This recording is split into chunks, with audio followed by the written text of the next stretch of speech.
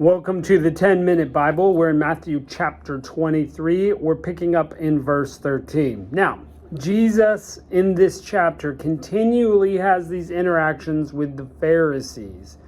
And we're finding that Jesus is continually calling them hypocrites because they will say one thing and do another. They know the law of Moses, and they hold it with high esteem, but they add to it. They don't help people with their burdens. They just make things worse. And so Jesus says to them, whoever exalts themselves will be humbled, and whoever humbles himself will be exalted. That was verse 12. And so if you're going to exalt yourself spiritually like the Pharisees did, you're going to have problems. So let's check this out. Verse 13. Woe to you, scribes and Pharisees, hypocrites, for you devour widows' houses, and as a pretense you make long prayers. Therefore you will receive greater condemnation. So this is exactly what we're talking about. The Pharisees look holy. They're making long prayers, and they want people to look at them and say, oh, look how great you are. And, they're seeking man's approval.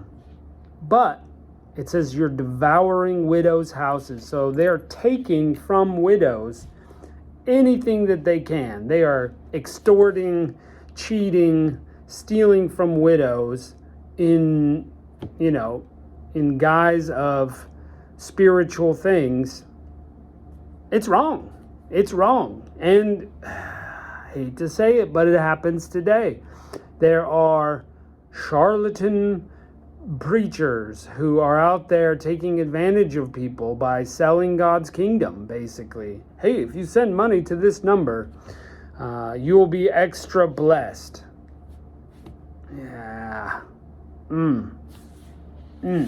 So still happening today. Woe to those kind of people. They were scribes and Pharisees then, devouring what widows needed to live on, and looking the part, praying ostentatiously so that people would be just thrilled by how good they look.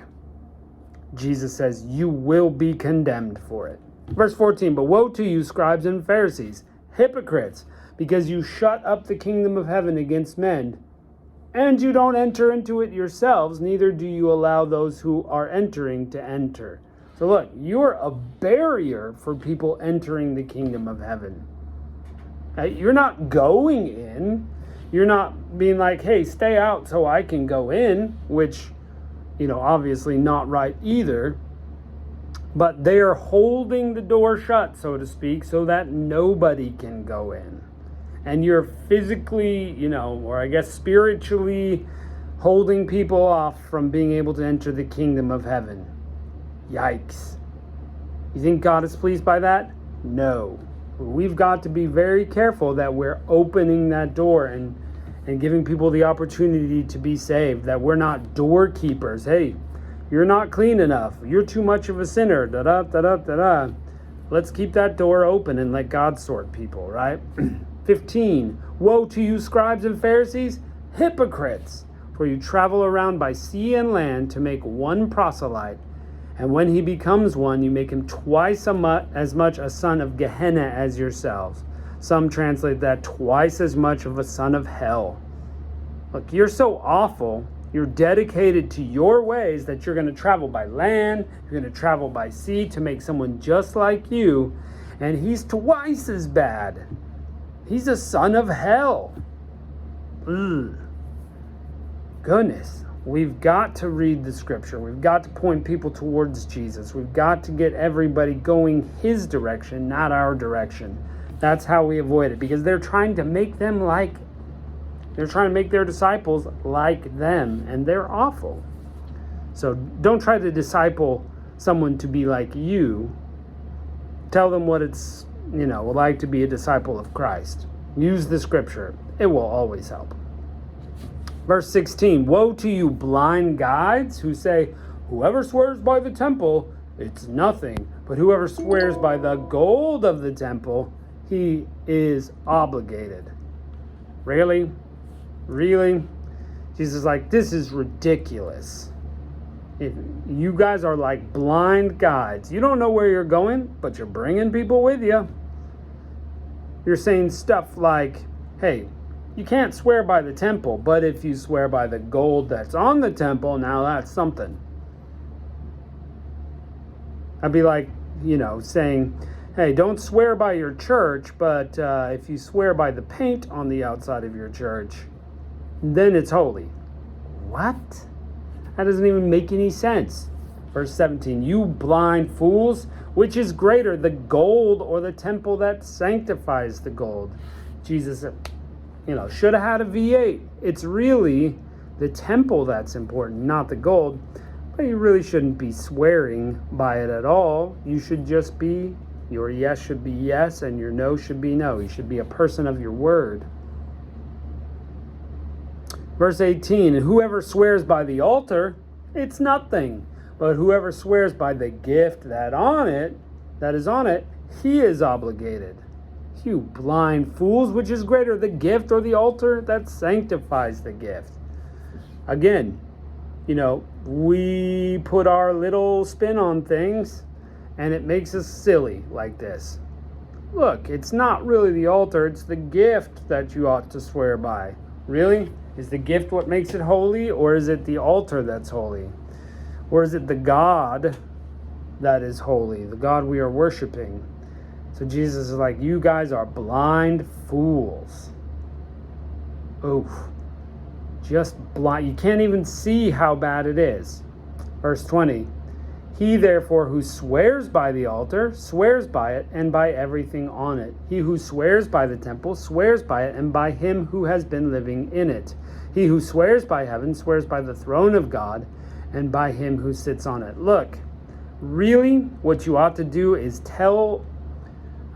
make your plans with God, tell him what they are, serve him. Don't be, well, I swear by the temple. Well, I was crossing my fingers. Well, I swear by the altar. Well, that's not good enough. What about the gift on the altar? Goodness gracious, can we not live in front of God the way he asked us to do? Verse 23, woe to you, scribes and Pharisees, hypocrites, for you tithe mint and dill and cumin, and have left undone the weightier matters of the law, justice, mercy, and faith. I know it's mid-verse, but let's talk about that for a minute. I have a garden, love gardening, haven't been able to get out there recently, but I like it. We have a bed of mint, and mint just grows super well here in Oklahoma. It's like a weed. It just keeps coming up. You keep watering it, up they come. So the Pharisees and the scribes were going through their garden, counting the leaves, or whenever they would reap them, every 10th leaf, they would give one of the leaves. The leaves are about this big on my mint, sometimes this big. Every 10th one, they're tithing that. Right? It's an agrarian society, so whatever they grew or whatever herds and flocks they had that produced young, every 10th one, that's what a tithe was. And so they're out there in their herb garden with their magnifying glass, so to speak, getting all the little pieces, making sure they tithe that. But Jesus is criticizing them because they're doing that law to the nth degree, but they also forget about justice, mercy, and faith. They're not trying to help other people with justice. They're not trying to be merciful to others. They don't have faith in God. They're just following the law. Okay? So this is the picture that God is painting, that you are so interested in little bits, but you're missing the bigger pieces. Now, modern times, listen to this. Jesus says after that, but you ought to have done with these and not to have left the other undone. He says you need to do both. There are a lot of people out there who aren't into tithing because they say it's not New Testament. Jesus said you need to do both. You need to tithe and be full of justice, mercy, and faith. You need to do both. Okay, those work hand in hand in God's plan. You blind guides who strain out a gnat and swallow a camel. Oh, that's uncomfortable. Little tiny gnat, let's get that right. But let's not talk about the giant camel. Hey, church, let's not be that way. Yikes. Thanks for joining us. We'll continue this next time.